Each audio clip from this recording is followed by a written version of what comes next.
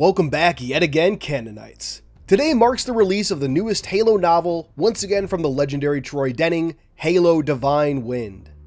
As is usual for these reviews, I was provided a review copy of the book, so keep that in mind as I share my thoughts and ratings. Halo Divine Wind is a follow-up to last year's Halo Shadows of Reach, and the third in Troy's unofficial Ferret trilogy, so to speak, after Last Light and Retribution. Readers are once again graced by the presence of the amazing Veta Lopis and her Ferret Squad, Mark G313, Olivia G291, and Ash G099. The last book to focus on these characters, Halo Retribution, was set in 2553 and saw Veta and her ferrets take down an outpost of the Keepers of the One Freedom, along with seemingly dealing with the Archeon-class Ancilla, Intrepid Eye. That was back in 2017, shortly before Troy began his Master Chief story trilogy. For a while, fans were wondering when we'd see the next story with the Ferret Squad, if we'd see them again. Then, in the final chapters of Halo Shadows of Reach, Veta herself appeared, working undercover within the Keepers of the One Freedom to take them down once and for all.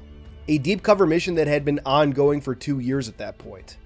Passing on a message to Fred before resuming her cover, Veta and her Spartan-IIIs were forced to join the Keepers under the command of their docab, Castor, in a journey to the Ark. And once there, the Ferrets and Keepers find themselves hurled into an existing conflict, one fans are both familiar and unfamiliar with. Of course, we know about the ongoing conflict between the Spirit of Fire and the Banished, but an unexpected third party is now active, following the events detailed in the bonus short story Sacrifice from certain editions of Halo Shadows of Reach. A short story, I regret to say, that still hasn't been made available to the wider fanbase. Sacrifice is a really good story and one more people need to have access to, but I digress. I won't spoil the precise identity of this new faction, but they are a Covenant remnant, still zealous about traditional Covenant beliefs, and led by a Sanshayun prelate, which we see on the cover. Prelates are basically prophet equivalents to a Spartan, something the book directly references. Augmented capable warriors, prelates are as threatening a foe as any Sangheili or Brute, with the wisdom and cunning of the Sanshayun. In every way, a major threat. A major part of the book is the interaction between the Keepers of the One Freedom and this new Covenant remnant. While I can't say too much without spoiling plot details, the tension between these groups that should logically share the same goal, makes for compelling drama throughout the book. Sadly though, the only character we get to know from the Covenant remnant, in any real detail anyhow, is the Prelate. Other characters are named of course, but we don't get much from any of the other characters from the Covenant remnant, especially in comparison to side characters from the Keepers. Still, even in a medium like books, one has to choose which characters to focus on and characterize. Speaking of things to focus on, with this novel being our third return to the Ark, there were a ton of fertile topics to potentially touch on. While Mendicant Bias doesn't show up, we do get more details about the fallout of the Halo activation in Halo 3, and of course, some follow-up on Halo Wars 2 and its stories. Nothing definitive, the conflict at the Ark remains ongoing, but those dangling story threads do not go unaddressed. In fact, some new lore established in the book actually addresses certain plot holes and inconsistencies from the days of Halo 3, which you can bet we'll be talking about in dedicated videos in the months to come. Overall, the book does a decent job of using its setting to the fullest, given the story the book wants to tell and certain constraints it would inevitably face. As one would expect from Troy Denning novels at this point, the book is filled with new lore, such as the Covenant name for the Human-Covenant War, and a healthy mix of weaponry and vehicles that aren't typically seen alongside each other. We see MA-40s alongside MA-37s, plasma rifles, plasma repeaters, and pulse carbines all being used, and even several Halo Wars exclusive units taking action. It's one of the great powers of books, and something I always appreciate Troy Denning for taking advantage of. Overall, the book tells a compelling story full of interesting stuff for lore fans of any stripes to enjoy. Characters familiar and new are introduced and rarely if ever wasted. There are issues with certain characterizations and certain events are rather quickly glossed over. Nothing that's expressly bad per se, like any medium, books can only include so much detail. But there are moments when important things are explained, and I wish the book could have spent even just a little more time on characters' reactions to this information. Though, I can't talk too much about the specifics of these without spoiling the story. And that will have to wait for a later date. But for today, let's give this bad boy a final rating. And today, I'll be changing things up a little bit, breaking the rating into 5 categories that I feel best represent the book, and at the end, we'll reveal the final rating. First, let's talk about writing. The writing for the book was good, as we've come to expect from Mr. Denning. Clear, concise, saturated with detail, but not so much that it leaves the reader's mind overwhelmed.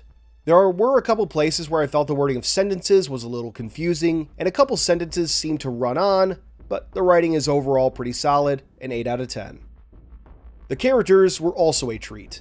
Veta, the ferrets, Castor, and other existing characters were all on point, in character and as compelling as ever. New characters like the Prelate were a treat to read about. If I had any complaints, it would mainly have to do with the Ferret Squad, but it's again something I can't go into without spoiling things. Still, I can give the characters a 9 out of 10. Next, we have the overall plot. I personally found it engaging, and despite this being the upteenth time we've tried to stop the activation of the Halo array, the approach to that story, the examination of the arc and how it's changed since the days of Halo 3, or even 2015's Hunters in the Dark, ensured I was constantly engaged. I never found myself questioning plot revelations or lost as to what was going on. For me, the plot is a solid 10 out of 10. After that, let's talk impact. How much of an impression do I feel this book will leave on fans and the franchise? While the conflict at the Ark remains ongoing, the book doesn't leave it where we saw things at the end of Halo Wars 2 or even Awakening the Nightmare. It also goes out of its way, as previously stated, to address lingering plot holes and inconsistencies left dangling since the days of Halo 3. That alone, I think, would solidify its impact, which I give an average 7 out of 10 for now. I've been wanting a Halo Wars 3 for a long time, and this book only makes me want one even more. If that were to happen, the impact of the story would, obviously, shoot up significantly. Our final topic will be approachability, meaning how easily could a new reader enjoy the book? Will it leave people confused, or does it work as a standalone novel? With a franchise as large and vast as Halo, I can only imagine the task of making a book feeling welcoming to new fans while delivering on its ongoing narrative. This book does, at the very least, make extreme efforts to explain backstory and relevant information in a clear and concise manner. As someone so steeped in the lore of the universe, it's hard for me to accurately judge just how approachable any new media is, but I genuinely feel that a fan with a functional knowledge of Halo, i.e. they've played most of the games and understand the basics of the universe, should be able to approach and enjoy this story with relative ease. For approachability, I give this book an 8 out of 10. Averaging up these scores, my final rating for Halo Divine Wind is 8.4 out of 10, another solid story from Troy Denning. This is all for today, but look forward to a full, detailed review in a few weeks, plus some lore videos dealing with topics from this book in the months ahead. For now, stick around for the Patreon shoutout, consider joining the Halo Canon Discord linked in the description box below, and until next time, this has been Halo Canon. First off, I'd like to give a big thank you to our Harspice patrons. First, there's Hope, then we have Freight, Discombobulated Sycophant, Justin Montgomery, Ada Frame, Man in the Dark, Keisha Dila, Daddy Anarchy, and finally Great Scott Productions. Thank you all for your amazing support of the channel. Next, I'd like to thank our theoretical patrons. If you'd like to see your name here or get a direct shout out, check out patreon.com/halocanon. You can simply support the channel or get additional benefits such as behind the scenes materials, including raw audio for upcoming videos, or even shoutouts like this. All patrons now get early access to certain videos as well, and more benefits are to come.